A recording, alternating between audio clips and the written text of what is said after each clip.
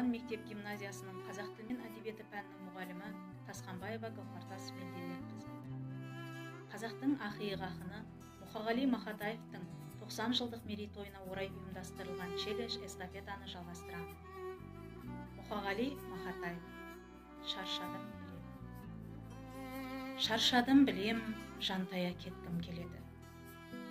Миыңды жеген құрысын бүйткен өлеңі.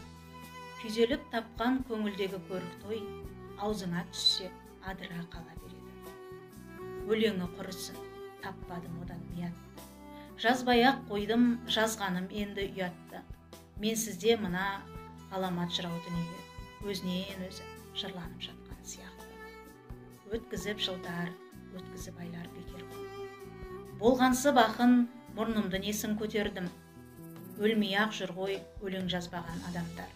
Өлеңсіз мен де өмірді бірдеңе етермін. Жанды да жансыз, көрінген заттан сыр бағып. Өлетін болдым, өзімнен өзім ұрланып. Шаршадым білем, жатпасам енді болмасты.